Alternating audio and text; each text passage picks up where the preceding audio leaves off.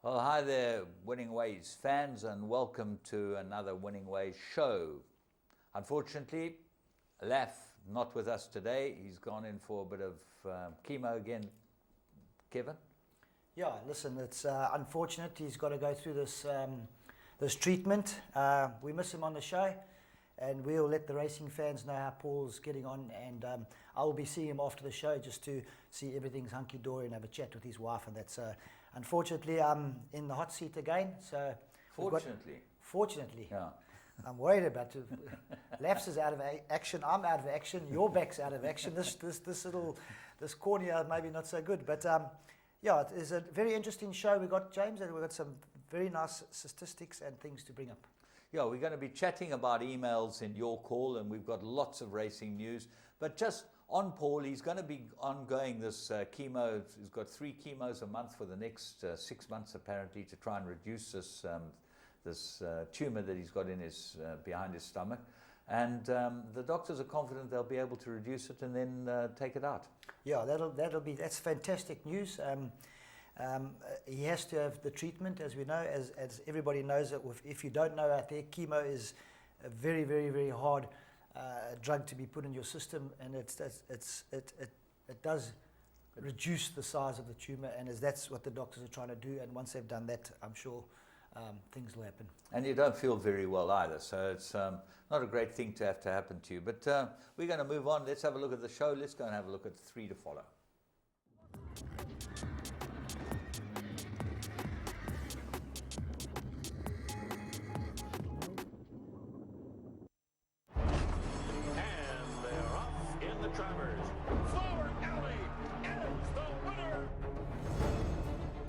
His dad, Distorted Humor, he's probably one of his best sons at stud. I'll have another, wins the Derby. I'll have another in the Preakness. Lilacs and Lace, 48-1, upset. He's just a big, strong, leggy horse.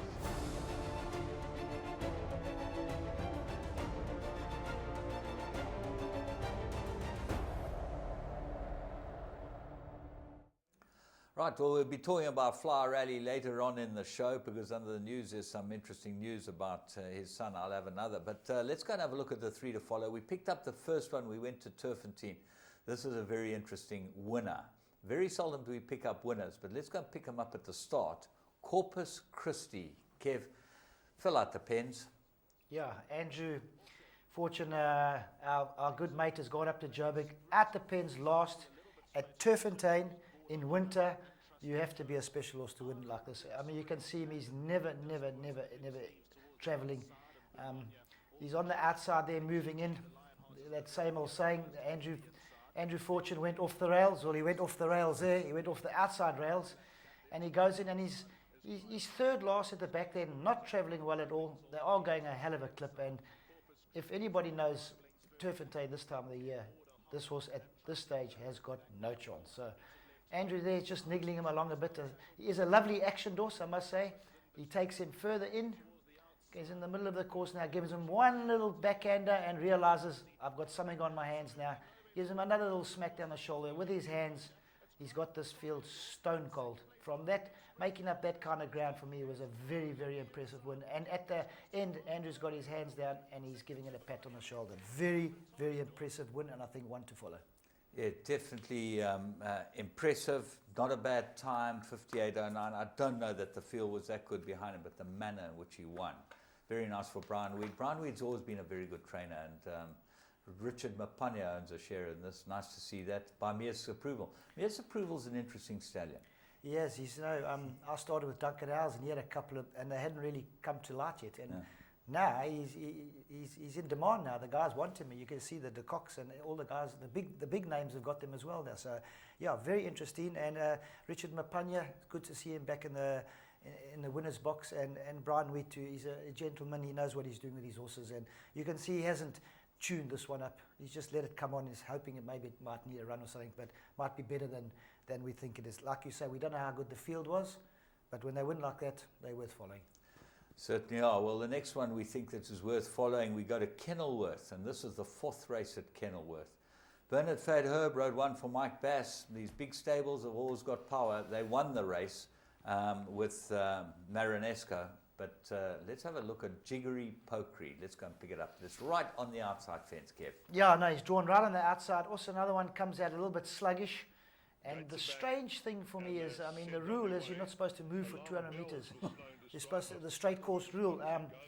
Bernard, before he gets to the 1,000-meter mark, he's on the inside fence. He's come right across the field. So quite an interesting rule they've got in Cape Town that maybe you're allowed to move before the markers. But, I mean, he is completely out of the race. He must probably travel 3 or 4 lengths further than every other horse at the moment. But Bernard's on him, and he's just in the picture there in the blue colours. You can just see him for a while. He was in the picture, and he brings his run. You can see they all gone to the inside, and he takes his run right against the inside fence. I mean, for a first timer, he's got to be something special to get through there. So you'll see when the camera switches over here now, Bernard's got a lot of ground to make up. You can see him there. He's coming on right up the inside. There's also the yellow now. He comes through like that. He's not very vigorous on him, but he's giving him every chance. Mark Bass doesn't like his horses to get a hard run first time out. He runs up them just about to win the race, and you can see he just runs out of puff with the hands, runs a beautiful fourth. Stable Companion 1. I would like to see them at work a week or 2 weeks later when they put the two together again. I'd like to say the fourth horse will be travelling just as well or even better than the winner. They come on a lot from these runs, don't they? Just that one run, the penny drops, things seem to really go for them. He's by Antonius Pius, this horse. He's bred by Maton's Hook, and we think he might be quite a nice horse. Definitely worth to follow. You know, the Mark Bass horses, they improve immensely. So very, very, very shrewd trainer with lots of stock, and now he's starting to bring them out. So lovely. Horse to follow, keep our eye on it. Okay, let's go to the next one. We go to 1,000 meters at Scottsville. First race. The supposed good thing absolutely won in a canter, but take a look at Wilgerbosdrift Nikki. She's bred by Wilgerbosdrift by Mary Slack, and this ran a very good race. She's by Fort Wood. Kev, there's no way that this 1,000 meters is going to suit this filly. No, absolutely not. Just strange that they run it in a 5 furlong first time. It's probably just to get it on the track and get it to do what has to do. But Anthony rode her, so she must have shown a little bit at work. Riding from the Mary Slack colours too is always a privilege. And let's have a look at the race. It's very interesting to see a Fort Wood run such a good race like this. Yeah, there she is, drawn 7. She's in the black colours with a red cap. Doesn't get away that well, but she doesn't have the best of run in the race all the way through. She's got position now, but she's off them. Yeah, being a Fort Wood, you can see she's just fallen off the back. Anthony never leaves her. When I say never leaves her, he keeps her interested in the race all the time. Got lots of horses around her. She can see she doesn't really know what to do. And the favourite in the moment is with the run under its belt is sitting in front with a double handful. And the guys are all chasing. Everything's off the bit there. You could see the comments before the race said that a lot of them would need a run. I mean, Sean is absolutely cantering. Anthony pulls her out for a clear run, which he normally does. Anthony's very good like that. And he just gives her a couple of smacks down the shoulder. She's still getting a little bit of interference from the horse on her inside.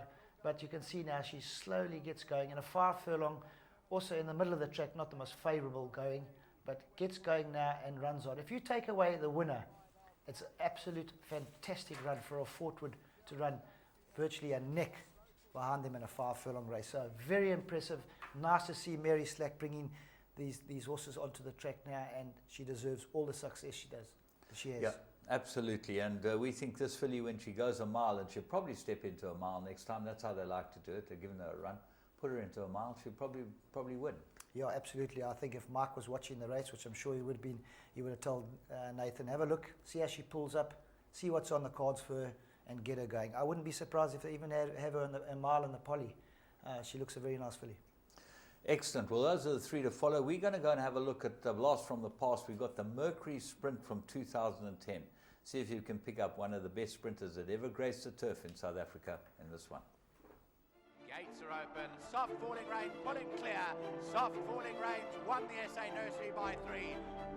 Racing in the 2000 Guineas. Gates fly and they're racing in the Godolphin Mile. They're off and racing. Weight didn't matter. Pastel, Soft Falling Rain, much too good. Soft Falling Rain, an impressive Guineas winner. Soft Falling Rain is drawing clear. He's made it 7 out of 7 by winning here today.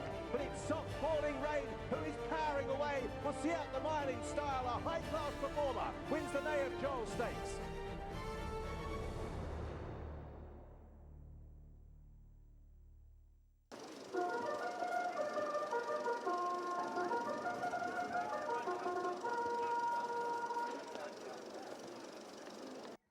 The Mercury Sprint Grade 1.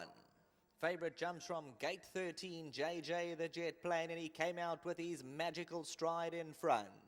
Over towards the inside, Thunder Key. Right there's the grey Blue Tiger blitzing away on the right-hand side. Private Jets down the centre. Mythical Flights 2 lengths off them. Clearly Silver and Captain's Gal. Earl of Surrey's in the open for the time being, 2.5 lengths off them. Gaultier, Ivory Trail and Bush Pirate Extinct, Casey Cool. Intellectual Galantis outpaced Rushing Wind. JJ the Jet Plane hot up against the outside has the call. Captain's Gal gets into the shake-up. Clearly Silver's in the red. Blue Tiger towards the inside. Private Jet's got 2 lengths to make up. Mythical Flight.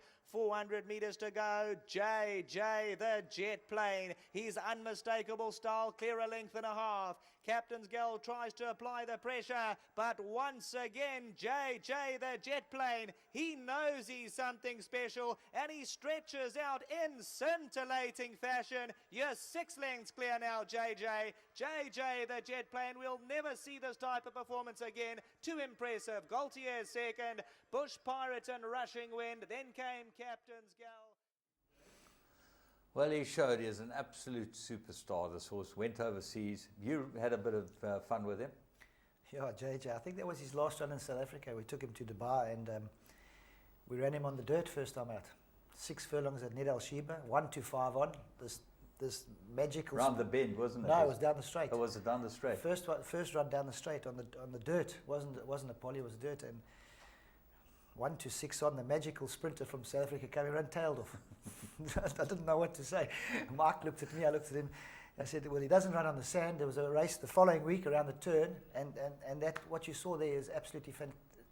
That's him. He came out the gates. I set him up second, and I never moved on him. And he was a phenomenal horse. He was a pleasure to work with, and Lucky Larkus will tell you, I think turned his life around. Yeah, absolutely. And then the race in Hong Kong was just a sort of pinnacle, wasn't it? Just unbelievable. That is the dream race you want to win, and he come to beat a horse like Rocket Man was also a superstar from Singapore, Pat Shaw. So yeah, no, it was a great race. I thought Strike Australia made his top.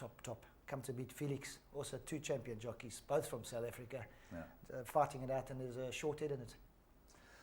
Unbelievable stuff, and that's what we're looking forward to this weekend with Mercury Sprint. We'll be showing in Current Affairs 2014 race, and we'll chat a little more about this weekend's race.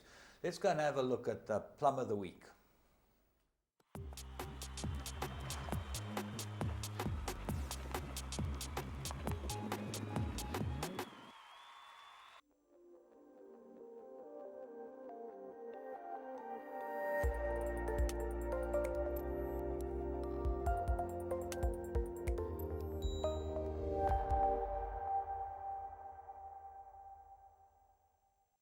Golden Mirabolers towards the outside, Black Velvet, U-Bolt, then comes Weekend Special. Coming to the last 300, Easy Game and Fiery Goddess. On the outside, Miss Varlicious is now trying to throw out the challenge, then across the leg. But it's Easy Game and Miss Varlicious over the last 100. Easy Game, Miss Varlicious is going to make a race of it, and Miss Varlicious is coming home the best.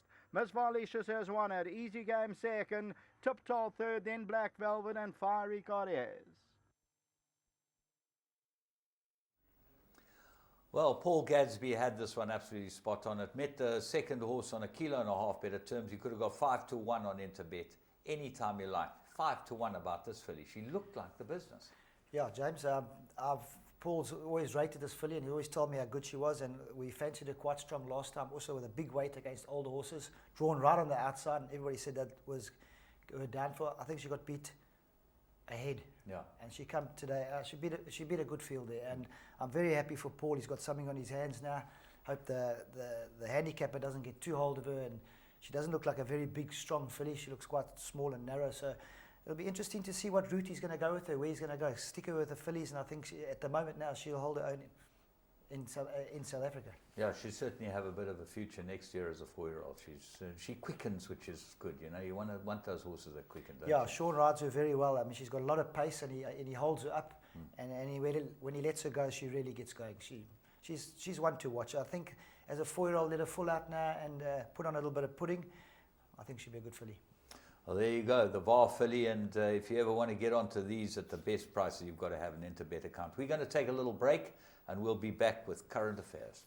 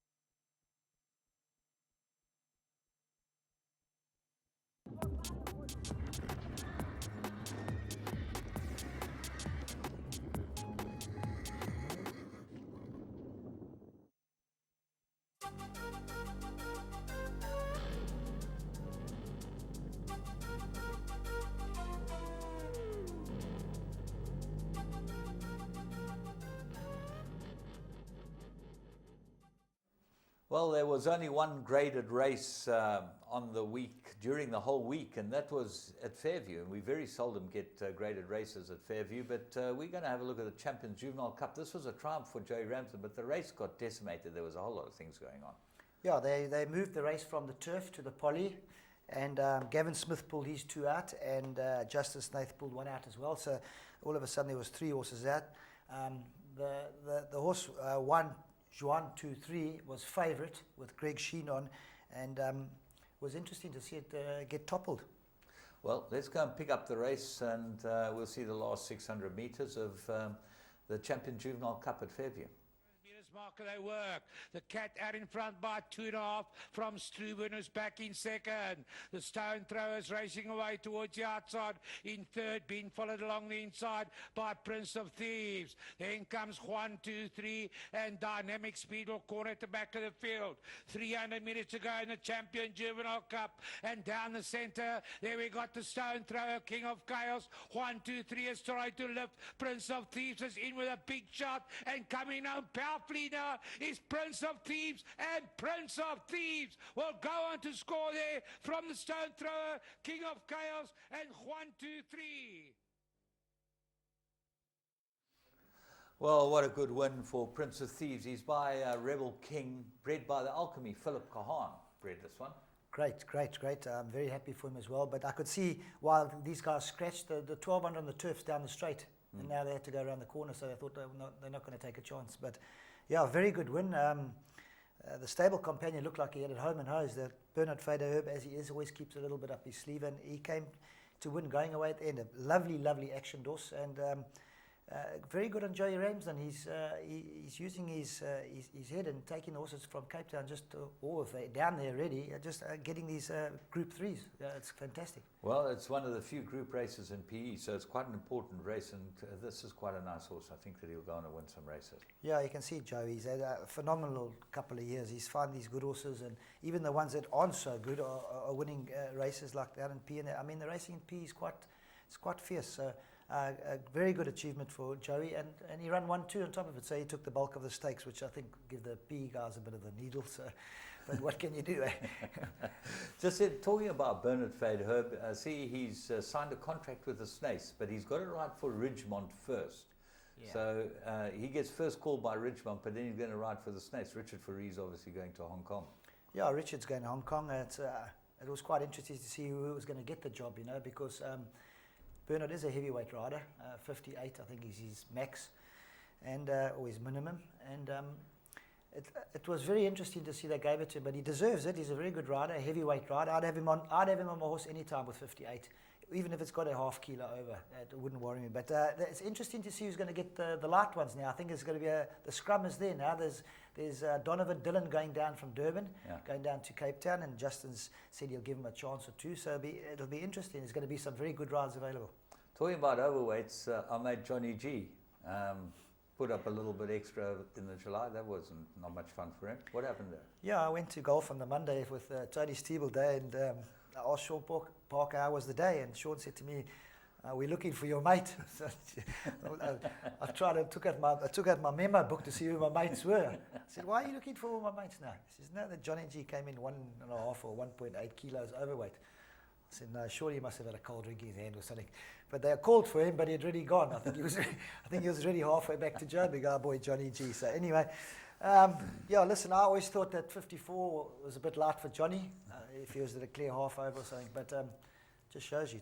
We had a bit of fun on the golf course, De Kock and I discussing it, because apparently Mike has spent a bit of time with Johnny in Dubai, and he said that it would be a problem. It would be. I also thought we were at the draws. He started laughing. He said Johnny Jury is 54. But anyway, he made an effort, but maybe he just couldn't handle it when he got behind the pens. He had to drink something because he must have taken a lot of weight off. Yeah, it's not a nice feeling. And it is a terrible feeling. Your lips are dry, everything's dry, and you just want to have a drink. So maybe drink a litre of water. That's going to put it back on. Plus, yeah, and you're sweating, and yeah, it all adds up very quickly when you're overweight. It's amazing. When you're trying to take the weight off, it comes off very slowly. When you're trying to put it on, it goes on very quickly. And then you've got to weigh with the saddle and that afterwards, and you've got a patch underneath. The horse is sweated on the patch. You know, it adds up very quickly, James. And when you on that fine line looking for that extra 100 grams or something, it can go against you. They give you a leeway, but he was a little bit over it, a little bit more than over it. Talking about Johnny G's big mate is Pat Shaw in Singapore, and you know, they had a long and happy association, and he won the Singapore Derby with an Argentine horse, Quecha. Fantastic! I watched the race yesterday. Very, very good horse. He's won the Guineas and the Derby, the double, and yeah, great ride from the Aussie boy. There was short heads in it. It was short head. I thought the third horse was a little bit unlucky. He was in the box seat. Just never got a run. He came out for a run, couldn't run, came in for a run, couldn't get a run. By the time you blink in Singapore, the race is virtually over and you got Peter Shorthead. And on top of that, the hot favourite was drawn on the outside, and that shows the value of the draw, because he just never really overcame the draw and got beaten a neck, I think. You know? Yeah, he got beaten just over a neck, and he got caught wide the whole way around, but he didn't have any interference. He had virtually every chance, but from a wide draw, when you're giving those horses a start, it adds up at the finish. Talking about overseas, Hong Kong, the trainer and jockey have been sorted out? Yeah, no, listen, you've got to just say, I've got some statistics over here if the guys don't know. Joe Moreira, I think he's broken the record, 145 winners, 173 million Hong Kong dollars in stake money. And this is what's his second season there? It's his first season there. His first season there. I mean, Dougie White was on $104 million, rode 74 winners, half the amount that Joe rode, and Dougie had more rides than him. So listen, he's some kind of jockey. He is getting the good rides. He just made a mockery of Dougie and Zach. He must have been cleaning up with the rides, and he had a lot of suspensions. I think they are very strict in Hong Kong, as any jockey will know that's been there. But if he hadn't have had all those suspension, he could have gone on to. But this is an all-time record. This is serious money, and a lot of winners. And John Moore won the championship this weekend. He annexed the championship. And talking about championships, Sean Terry looks like he's annexed the South African Trainers Championship. Yeah, no, Sean's over and dusted. And I think he's another one that's broken all-time records as well. He's gone over 23 or 24 million rand stakes. It's phenomenal. It's great. I mean, you've got to win these big races and have lots of winners. And consistency is the key to all this. And this is where the John Moores and the Sean Terrys and the Mark de Koks and the Basses and the top people, the Pat Shaws, these are the guys. It's all about consistency through that whole year. You can't go mad for 3 months and then quiet for 3 months, because you're going to get the guys coming past you. Talking about Moore, Ryan Moore hurt himself. Yeah, terrible. I watched the race. Horse flipped in the gates and caught his head on the top of the pens. And they were suspecting something in his vertebra, in his neck. It wasn't as if he went out the back of the stalls or anything. It was up at the top. Yeah.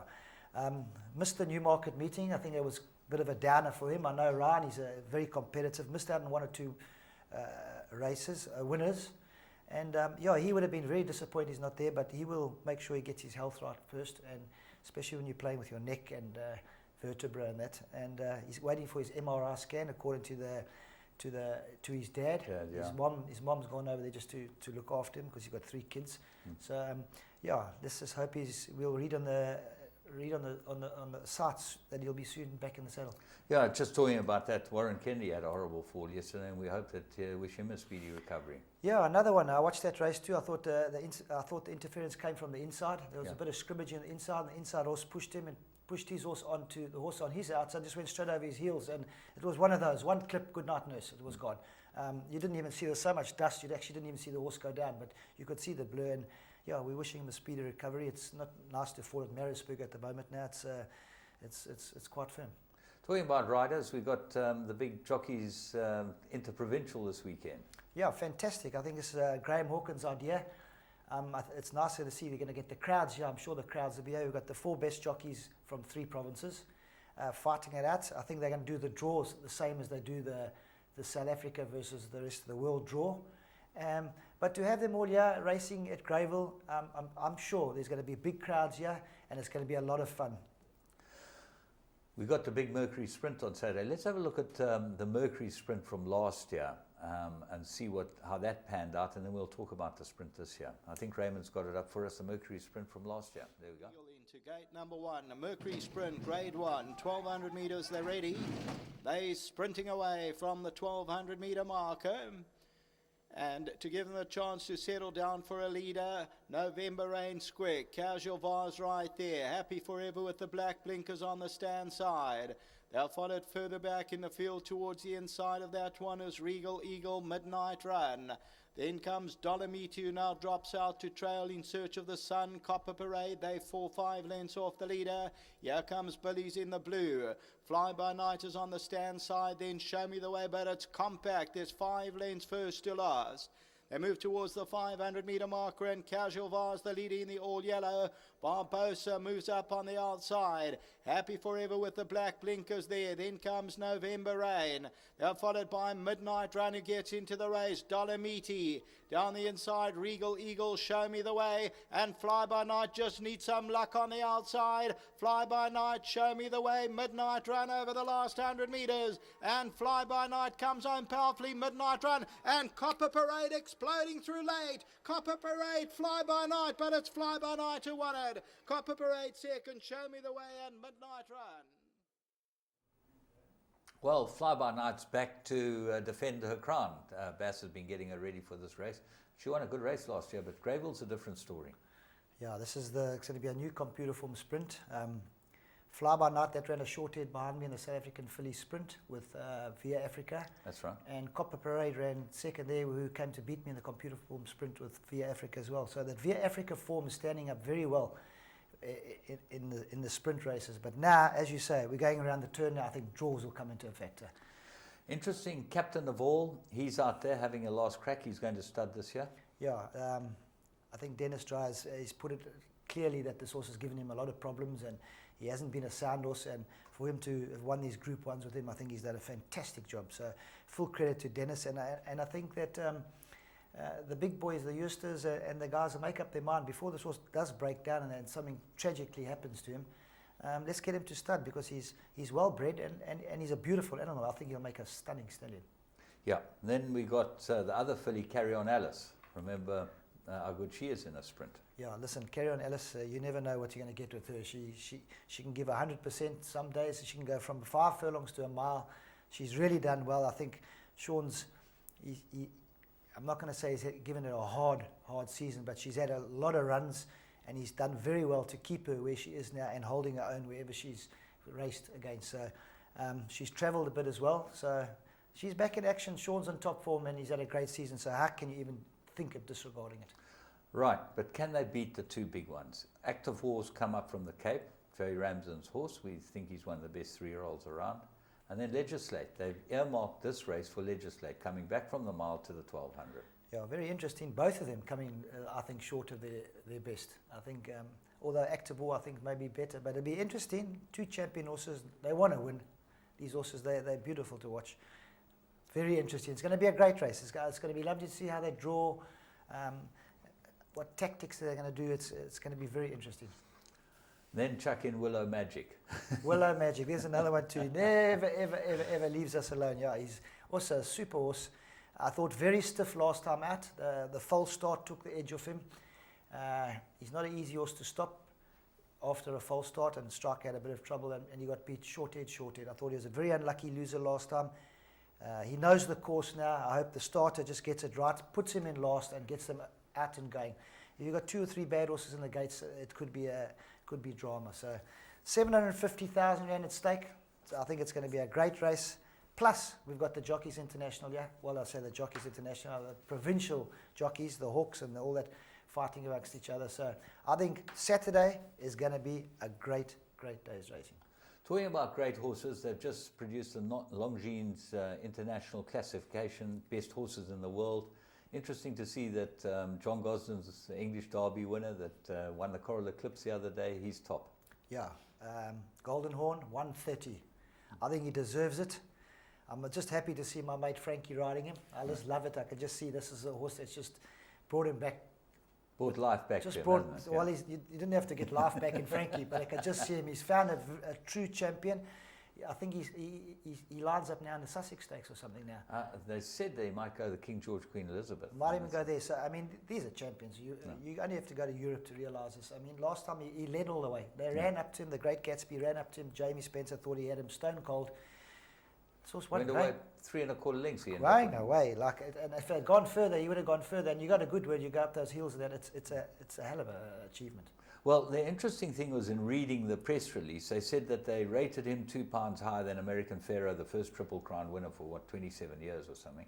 And they said they only rated him £2 higher because American Pharaoh hadn't run against older horses. But he runs next weekend in the Haskell Invitation against the older horses. So it will be interesting to see how he goes. I think he'll absolutely murder them. I don't think it's an I can't agree with you more. I think he's one of the best dirt horses I've seen in my life, although I never saw Secretariat live. I've just seen clips of him, but when you can hear a guy like Mark de Kock rate a horse like this, it's phenomenal. I mean, you can just see he's got this most amazing action on a horse.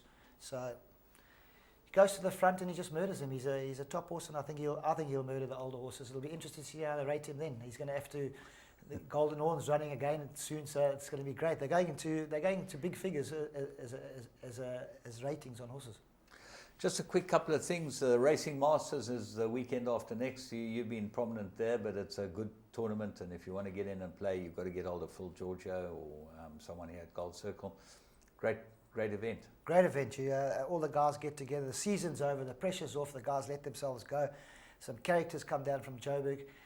You see some strange things happen, guys hitting golf balls through clubhouse doors.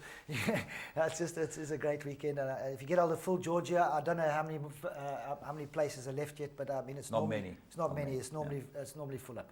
Talking about Bloodstock South Africa, you know they're our sponsors, and they look after quite a lot of us at the Racing Masters, which is fantastic. They've got two ready-to-run races for the 2015 category sale, which is in November. 1,200 and 1,600 for R1,000,000 each, and the entries close for the ready-to-run sale on the 19th of August. So if you've got anything out there that you want to enter in the ready-to-run, lots of people are now starting to pinhook horses, get them ready for the ready-to-run and sell them on, and they qualify for these two R1,000,000 races. Yeah, absolutely fantastic. Gives a hell of an incentive. You saw on July Day, they have that R1,000,000 race in the last race of the day. For the Natal bred horses, I think it's fantastic, and it gives you two options. If you've got a sprinter, you can go the 1,200 metre. If you've got a horse that goes once a little bit further, you've got the mile too. So two classic distances, I think, for R1,000,000, it's a great incentive. Get out there, guys, and get the horses in. Okay, talking about sales, Japan's got their big sale this weekend, and we're going to call it a day. We're going to be back with your call where we're going to look at emails.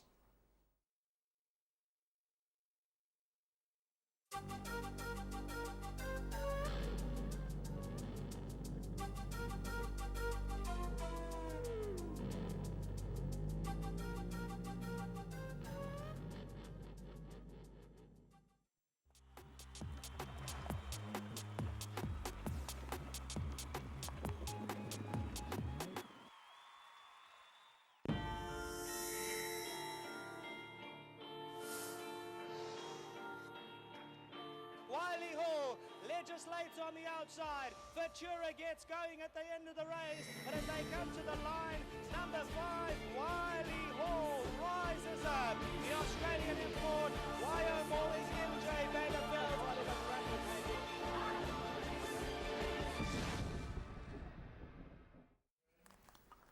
Well, it's always fun doing your call when we have emails, and we get some buttes, and this week will be no different. But firstly, let's start off with Laff and what's going on with him and that. And there've been quite a number of emails. We've picked out a couple of them, and the first one from Tony Rhodes. He said he heard about Paul's illness and only called the latter part of the show, and assume you're having a golf day for Paul. Needs some prizes. He'll help out with some swimwear. Well, the only trouble was with the swimwear is that Laff's the one who likes wearing Speedos, isn't he? So, if we get a couple of Speedos from Tony Rhodes, they only go one place. Laff's the Speedo boy, and he likes the G-string at the back as well. And we've got Phil Georgia and Warren Laferno with the swimming caps on as well. We need a couple of swimming caps. Swimming caps, yeah, that could help. We'll need a couple of swimming caps for the boys. Yeah, no, listen, Laff's will put the Speedos on. I know him, they do it every year. When they go down to Cape Town, they all go down the day before the Met down to Camps Bay. They put the Speedos on, pull them up the rear, and they all go and jump in that water. It's crazy. You've just watched, haven't you? I've been in once. I've never been so cold in my life before. It's embarrassing when you walk back because you look like a woman. Well, the trouble is it doesn't do anything for what you're trying to do. Is trying to impress anyone. You're impressing no one. Yeah, you're going backwards. It's called going backwards. Right, well, let's have a go into the first one from Sandy Marks. You've got an email. Yeah, Sandy Marks. Good day, James. I was saddened to hear about the illness of Paul, which I think the whole of the country was. We all thought that.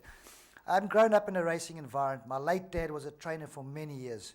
Realised only too well the financial hazards. Fortunately, with my dad's illness prior to his death, a fully comprehensive medical aid was in place for trainers. In memory of my dad, David Marks, who passed away 20 years ago, I would like to make a small donation. Please provide payment details for the same. I understand you are extremely busy, so on the earliest convenience. We'll be out the country between the 1st and 15th of July, and 1st and 15th of July, missing the July for the first time ever. So I think it is fantastic of Sandy coming to the party. It just shows you that he had his dad, he had everything in. If you've got a medical aid and a gap and all that, and get you through it. But to come to the party like that, I think it's fantastic. Well, just on that, I remember very well because I was chairman of the Trainers Association, and we ended up getting this medical aid with the help of Sandy Christie at Turfentine. And we got a fully comprehensive medical aid for all trainers. And it was interesting when we had a meeting. There was one trainer who was flying, and they wanted to take whatever it was, 120 Rand or 100 Rand off our winning stake checks.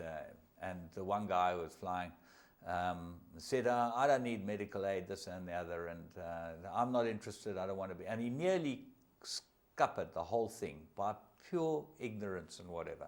Anyway, they ended up doing it for us, and we had this medical aid for about 15 or 20 years while I was involved up there. And the first guy who came to the medical aid for help was this guy. These things turned so quickly for him as a trainer, from being a really good trainer and having some good clients to end up being a battler and spending all his resources, and he had nothing. And he came to us and asked us if we'd help him, which we naturally did, and we helped him through his illness, but he ended up passing on. But Dave Marks was a small trainer, and he was one of the guys who benefited from all the big trainers contributing, because he didn't have many winners, and everyone contributed from their winners. So a little guy like Dave Marks, 6 winners a year or 8 winners a year, he puts in 800. A big winner, big chaps like Millard and those guys who were big in those days, Cookie Kutsia, they were putting in thousands of rands from their pockets, and they helped a little guy like this. Fantastic that she wrote. I think it's just amazing. Yeah, James, I can't agree with you more. I'm just going to talk on behalf of the jockeys. The jockeys are in the same era. The top guys pay for the bottom guys, and it's fine. I'd only be too happy to be a top jockey and pay for the bottom guys, and to be to be a bottom guy. Yeah, well, I think that it's something that should be remembered, and certainly this might be an example to all of us out there to be a little more compassionate to your fellow operator, because we're all in the same business, and as one of our trainers says, a small pot but there's enough room for all our hands in there. Let's go and have a look at what Roy Petey's got to say about breeders. Roy's always got something to say. This guy sends us a lot of emails. Firstly, what could sport cause could such emotion on one day in 3 different countries? Legislates win here, the so-called has-been jockey winning the English Derby, and when watching 100,000 plus crowd giving a racehorse a 5-minute standing ovation, no politician could get that. I think he's talking about Golden Horn. Golden Horn, yeah. Absolutely. I saw Frankie taken back past, I think it's a tradition when you win the Epsom Derby.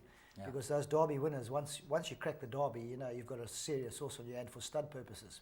Because in England, you know, you cannot run a horse in the Derby unless he's a colt.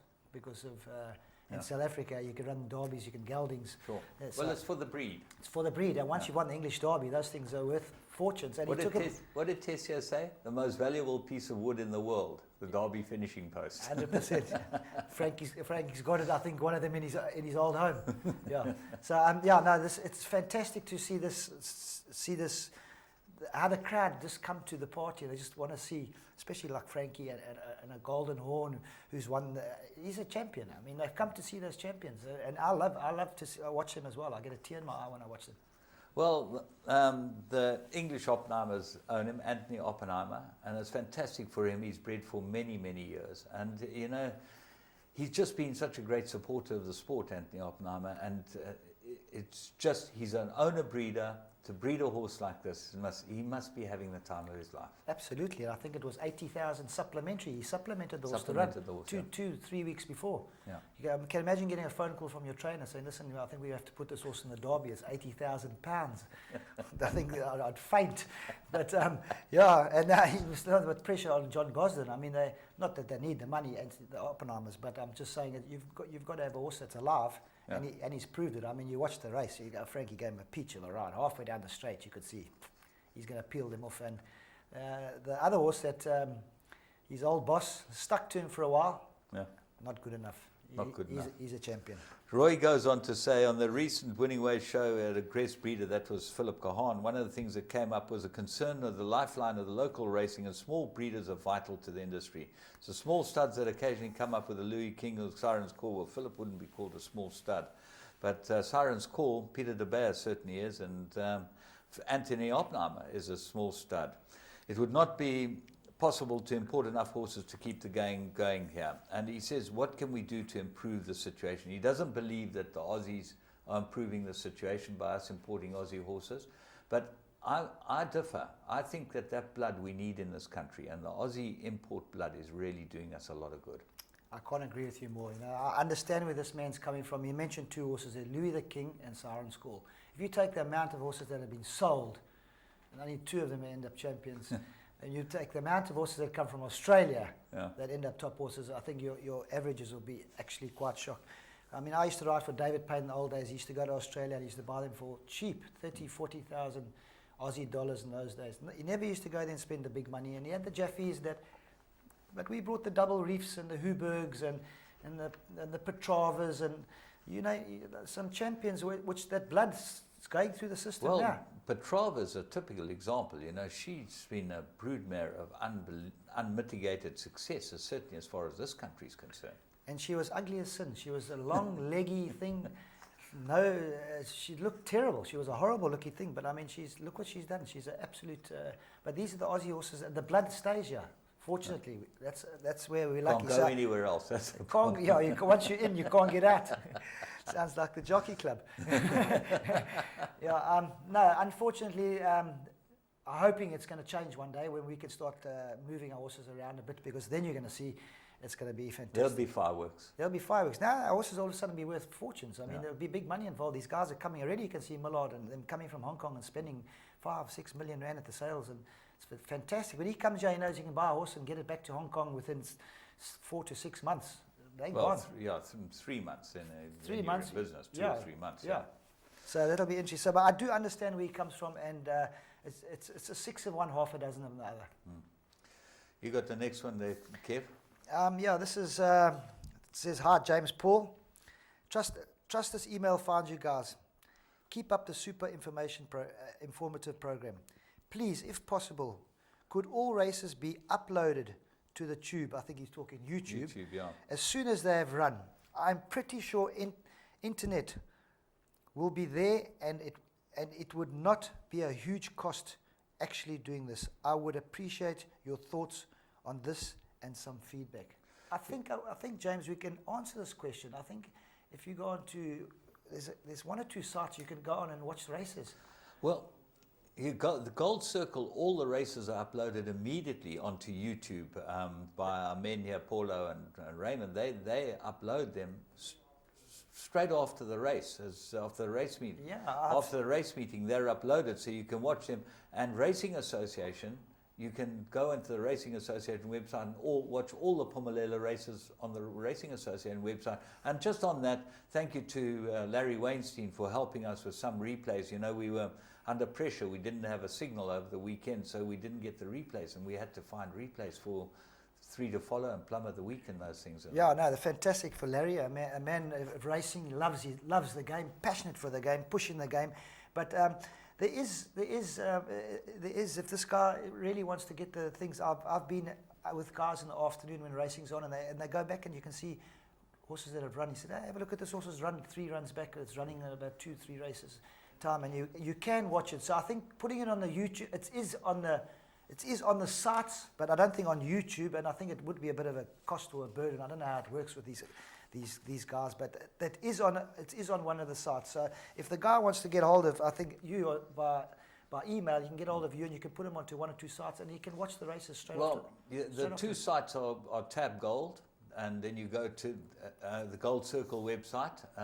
That's www.goldcircle.co.za, and you click on the YouTube icon. It's the bottom right-hand thing. Yeah. You can watch Winning Ways, and you can watch your racing. 100%. Yeah, it's and there. then you go to the Racing Association, which is a free website as well, and you can go and check on that. Let's have a look at what's one from Magic Millions. Magic Millions graduate, purely atomic. I think we had a couple of another one, Shisanyama.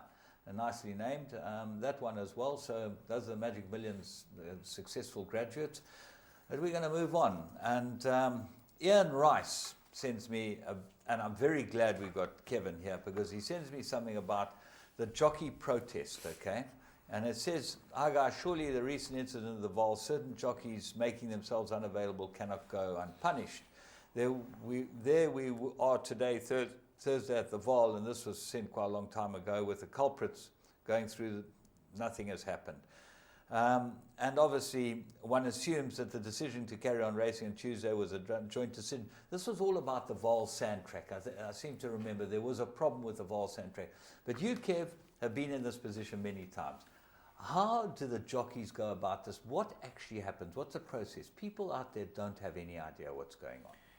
Yeah, listen, this is just one incident of 100. You know, we've had lots of rained out meetings and that. But, I mean, they have been complaining about the Vol sand. It was very inconsistent. The guys patchy, were patchy, going along well, and then horses stumbling out the pens and all that too.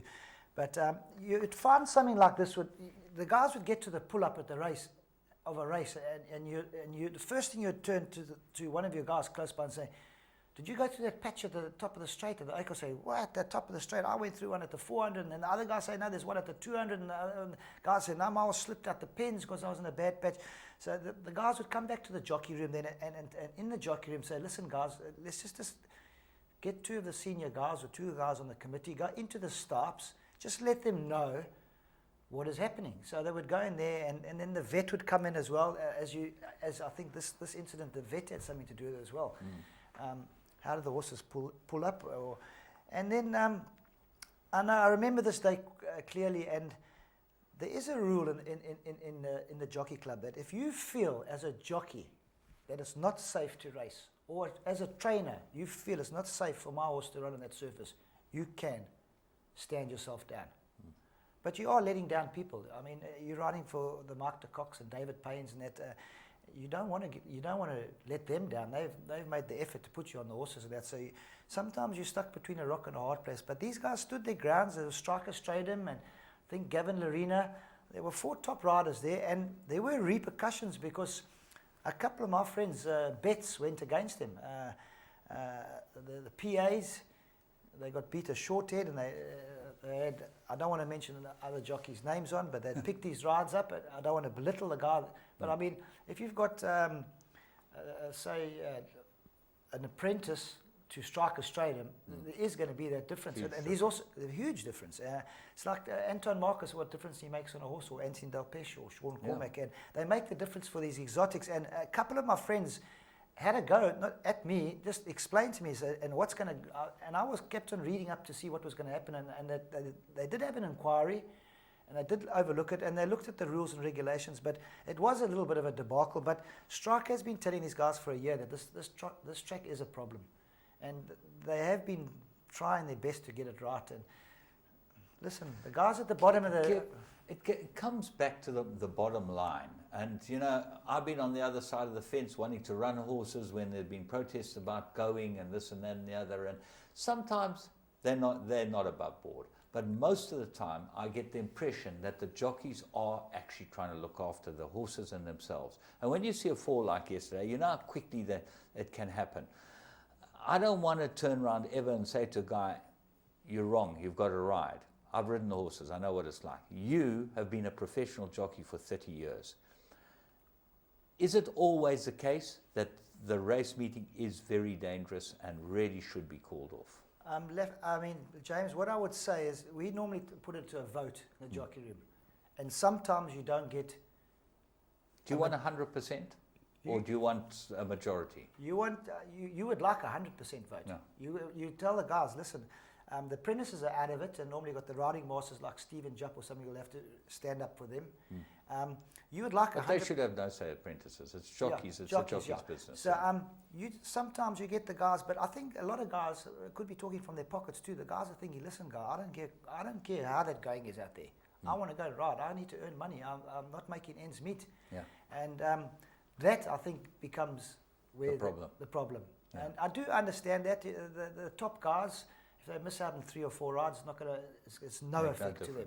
But the guys down at the bottom of the things are not going to bring him. A guy like Daryl Daniels that's been off, say, for 4 or 5 months now, he's getting back, he's starting to get his 3 or 4 rides and that. You're getting 500 or 600 rand a ride. He needs the 2.5 grand. It's maybe pay his car installment or his rent or something. But we're all the same. Trainers are the same. Everybody. They want to run the horse. They want to earn some cash. Everybody wants to earn the cash. We understand that. But that's, I think, where the difference comes in. So what is the answer? Because it happens too often. The racing surface has got to be the problem. Okay, the racing surface should be looked at by the operator. That's the bottom line. If they sort the racing surface out, you don't have to ask the jockeys. There was a protest the other day at the Vaal because of a rail on the outside of the rail. Did you see that? There was a rail that had been there forever. Somebody must have noticed it. Must have been our boy Pierce Stradham. He notice those things. No, I'm only joking. Listen, these things happen. I mean, we saw it at Scottsville the other day, the big wind blow those poor rails over. That was diabolical. But I mean, they've got it. They learn from their mistakes now. I think there's more rods and they're holding those rails down now than before. Nobody expects us to get that kind of the wind come through like that. I mean, it was really, really howling and blew the rails over. It's the first time I've seen that in my life. But this guy also mentions that the South African jockeys wouldn't handle this overseas. Overseas, you don't have inconsistency in going. You have heavy going, which when I say bottomless, is bottomless. But the horses go through it. They don't stumble and fall through it. And you can scratch. That's the big point, I think. The point is that there's nothing worse than being on a horse that's bowling along, going well, and then suddenly does this. And now you got to pick it up again, and then it does that again. Now you're scared to let him go now. You think if I'm going to go again, he's going to go down. Yeah. But more horses get scratched overseas, I think, for firm going than for soft going. They love the soft going there. So for me, interesting point. Fix the surfaces, and these things will not happen. And they've been on Vaal's case, I think, for a year. So Vaal need to. Sand has really been punished. The one thing about the poly track, we're going to race. We're going to race. You can come to Durban anytime. I can't wait for the one day when they have to do like PE, move it from the grass to the poly, and we'll see if the guys scratch or not. I don't think so. I think we'll run. Yeah. Well, Kadama will certainly run. Dean's the boy. He'll have the needle. He didn't nominate for a few more. Okay, the last one. We've got one here from Satish Singh. I've been shown great interest in horse racing since I was a young boy of 13 years and still do at 44 years old. I would much be appreciated if you and Paul, that's you as Goodyear, could share the views on the following. Futura, having won the JMB Met 2015, received a 4 merit rating penalty and consequently increased to 120, which is a high merit rating for a horse. On the other hand, Helderberg Blue, which finished third, received a penalty of 12 rating units, which is 6 kilos. Why was Helderberg Blue so heavily penalized? If this is not going to be unfair to Helderberg Blue when compared to Futura in the current winter season. In my memories, if my memory serves me correctly, once before a horse called Golden Parachute, which we try to work out, which we think it was David Payne's, got the same punishment, was also dealt a severe blow by the handicapper when it was given an unreasonable increase in merit rating. Golden Parachute struggled to win another race, or if another one after that. Okay, I'm just going to throw my thoughts into the mix. What happens in the Met is it's a conditions race. So Helderberg Blue carried much more weight than he would have normally carried in a merit rating race. 100%. He ran to that where he was weighted in the Met. They got no option but to give him the penalty. Okay. He ran too close to Futura. Ran too close to Futura. Futura, there's been a lot of talk about his penalty being too high, and I saw the latest response from Ken Nicol, the handicapper, was that they had dropped Futura a little, and they dropped him half a point, I think. Yeah, and they'd put up a couple of others that ran in the race. Certainly, the second horse got a lumping, but the point being is that I mean the winner got a big penalty. The point being is that they're trying to get these horses where they're all competitive, but you get horses that come off these low weights that are higher race weight carried in a race, and they end up running above what their performance suggests. They've got to get the penalty. Yeah, that's the sad part about it. I think Helderberg Blue, I mean, you can't put Helderberg Blue in the same voice as Futura. Yeah. But he ran right behind him. He looked like, I mean, Mark Bass's characteristically stated that this is a very good horse, but he's got no mind. He won't put it in. He's naughty, isn't he? He runs a good race and he runs a bad race. He runs a good race, and he did. He ran above him. But the other horse, Golden Parachute. Now that, if I can, there was no merit rating in those days. That was handicapping. I think our man Buckham. That was Buckham, Colin Buckham. Those were the handicapper days when you used to do it with his pencil. Yeah, that's right. And used to sneeze sometimes and look like instead of getting a 1, you got an 11. So I think that in the old days, the Golden Parachute was a handicapping. This is a merit rating. Now, it's a completely different system. No. It is absolutely impossible to try and work out. But it is a complaint I hear every time I come to the races. Kev, we have the complainers, okay, but at the end of the day, you've got to have a system whereby you try and handicap the horses so that they're all on the same plane, because that's what handicapping is all about. That's what makes horse racing. That's what makes betting, is that you got to work out which horse is better handicapped than anything else. So 100%. You try and find young, improving horses if you want to be a proper punter, and back those horses because the handicapper hasn't caught them yet. All horses that have come down in the merit rating. I don't see that there's any other way you can do it, especially with the type of horse that we race in this country. No, I think it's 100%. South Africa's jumped in the bandwagon with the rest of the world. Now they have to, because Mark de Kock has exposed their horses to the rest of the world. Yeah.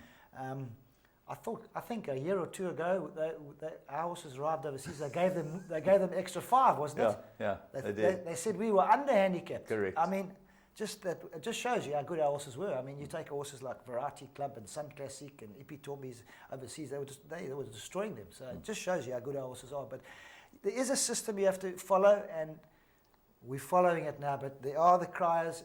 There will always be the criers, and there's nothing we can do about it. But some of them are raced. Some horses do get rated, stuck right out of there, never winning a race again. The key is to be a good handicapper yourself and work out where horses are handicapped well. No good shouting about it. No. Work out where they're handicapped well. And like Miss Valicious, a horse that we had earlier, it was the plum because it was so well handicapped in the race compared to horses that it had beaten last time. The draw was a factor. But handicapping is what racing's all about. And in America, they have handicapping seminars and handicapping competitions. And these guys try and beat the handicapper. And they have a slightly different system to us. No, 100%. But you ride for guys like Mark Lecoq and Mark Bass and Sean Terry and Jay Ramsden. I like to name the Duncan Howes and that. When they nominate a horse, they know that that horse is in there now. If it wins, it's going to get a hell of a penalty. But there's a $500,000 stake, so you're going to take a chance. You've got to discuss it with the owners. These guys know when they're going to run a horse, he's not just in there just to go, let's see how good he is. Boom, the horse comes up and wins. That's the end of his career. He's a two-time winner now. He's got a merit rating of 104. That's the end of his career. You're trying to sneak through the system. Yeah. And these top guys, I mean, Garth Puller, Mace Rob, they all know the system. I think every trainer knows the system, and you have to go with the system. You can't try and buck it, because if you do try and buck it, it'll come back to bite you. Kev, been fantastic chatting to you, and thank you so much for joining us on the show. And we're looking forward to having you as a stand-in more often. But thank you for your input. It's very valuable and certainly gives a great perspective on what you've been through and how racing is. Thanks, James. It's only a pleasure. While Paul's on the mend, anytime you want me here, I'll be here. And I love to read these emails and get into these interesting topics, because there's a lot of it out there. Fantastic. Kevin Shea, Paul Lafferty, we're wishing him well over the week, and hopefully he'll be back here next week. But for all you racing fans out there, you have a great week's racing. Remember, Mercury Sprint on Saturday with KwaZulu-Natal jockeys trying to beat the other two, the Mountain Goats. They're coming down, and the Schleppers up from the north, they're coming down here as well in our own backyard. They've got no price of beating us. We're going to have a wonderful week's racing.